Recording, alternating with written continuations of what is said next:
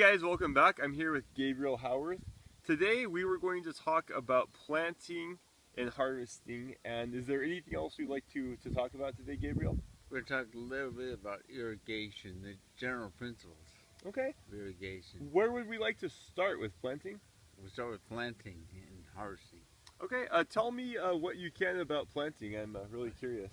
Okay, remember, this is like a general idea introduction. We'll get into details about each topic, but planting and harvesting. So planting, I'm going to get back to when you plant, because this is I'm trying to give a general idea. For most seeds that you plant them in the morning, ideally, in the earlier morning before the winds come up, before it gets hot. They usually do best. You can wait till the evening, but just make sure you got moist. Either way, when you plant, it's better to plant when the soil is a little bit moist rather than dry. So it's better to pre-irrigate if need be, and then they tend to come up real fast. But yeah, just do it when it's calm and when you're when you're not like, oh, got a zillion other things to do, so you can really focus on planting, because that's the main thing. And cuttings will be the same thing. Early in the morning is the best, because otherwise the moisture dries out and they don't do good. It's the same way if you plant seeds in the middle of the day, you tend to have a better germination rate if you do it first thing in the morning, or like I said, in the evening when it's cool again. But those are, and then I'll just mention this again. I mentioned the other day a little bit about stars, because most people don't realize the importance of the connection that plants have with the stars and the planets. So I saw it last night. It was incredibly vivid last night. There were 4 planets out there early this morning. So I mean, this is like, it's a magical time. We don't realize how powerful we're all connected, let alone the plants.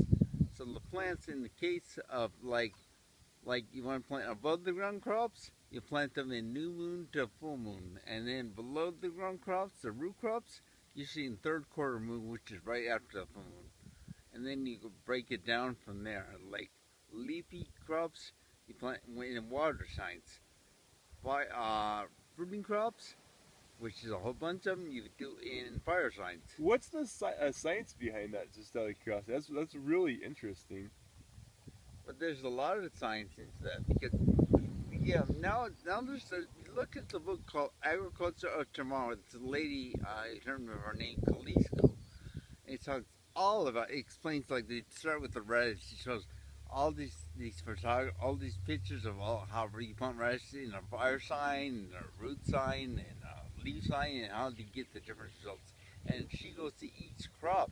So this was like about 100 years ago now. And the farmers have been doing all kinds of that kind of stuff for thousands of years. And now modern man comes and says, "Oh yeah, where's the science behind it?" Well, wait a minute, this has been going for a long time. When do you think we forgot all of that? I mean, all in the that last valuable 100 years, information. in the industrial age, I think we started to lose it. We lose that connection. I mean, you go to a city now, you hardly see a star. Sure. How do you know what you got? People think, "Oh yeah, prove it to me," but that's the reality of it. So into harvesting, because that gives you a general idea about planting. Now harvesting is similar in terms of like to start planting. In other words, if you harvest radishes, let's start with something so simple. You harvest radishes when you get the best flavor when it's the earth sign, and in the evening or in the late afternoon, and in the third quarter moon. That's going to give you the strongest, the best nutrition of it. And then most of your above the ground crops, you want to harvest them in the morning before 10 o'clock, like fruits or like your leafy stuff or flowers. You want to get them by 10 in the morning ideally, because otherwise it gets hot, you start evaporating, the flavor, the quality goes down. So harvesting is important. And so timing is the most critical, and most people don't realize that.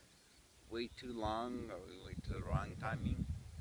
I think so. Harvesting is that's like the most important. We can take I'm mentioning all these different aspects because they're all connected. To make garlic good, you have to take care of you have to consider all these different aspects, which is really fascinating stuff. It's really interesting. So for harvesting, I think that's pretty good on harvesting for the moment. It gives a general feeling for it. Is that all right? Okay.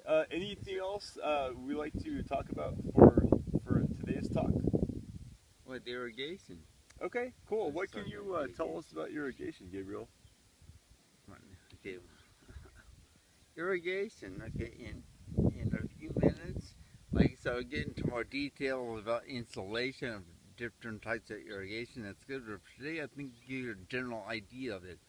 We're trying to mimic the natural pattern, the way the rain does it, the best you can. So naturally, people think about sprinklers because sprinklers mimic the rain there, but they compact the soil. They put water everywhere, and 90% of when you sprinkle, it goes into the atmosphere. You lose it, so it's not that efficient. It's good. It has. That's what it's modernly used. Anciently used, and still the bulk is what they call flood irrigation. You know, where you just take water. That's common for corn, beans, squash, all over the planet. But that is the most organic. Of course it is. It doesn't require any tools, but it takes a lot of hard work, and it puts water everywhere and compaction. You find out, and weeds come up. So that's got its limitation. Now, drip irrigation is the third method that's up and coming and used more and more and more. Now, drip irrigation is good, but I wouldn't call this an organic system. I mean, you're dependent on oil for doing it, which is good. But drip irrigation is great. In a dry climate, I would bury all my lines and let them drip in. You just barely cover them to the verge, and the heat and everything doesn't break it down. And then the advantage of drip irrigation, it puts the water right where you need it. It's the most efficient delivery system. In that respect, it's really fantastic.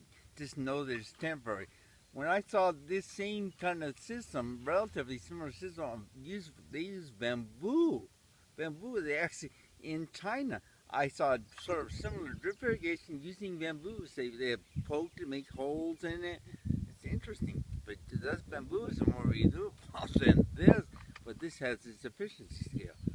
And so this is the most efficient delivery system, and for germinating seeds, it's pretty nice.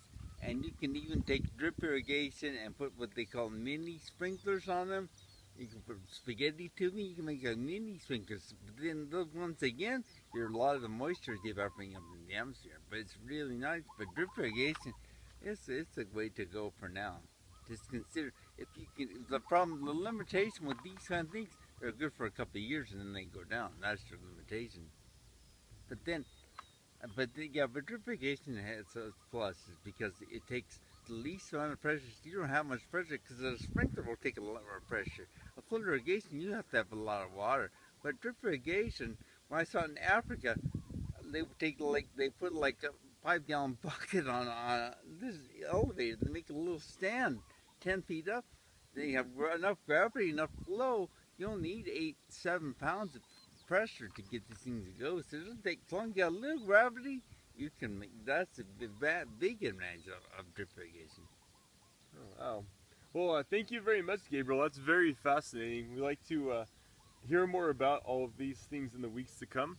Thank you very much. Make sure you subscribe and click here to get Gabriel's Secrets of Gardening. We'll see you next time. Bye.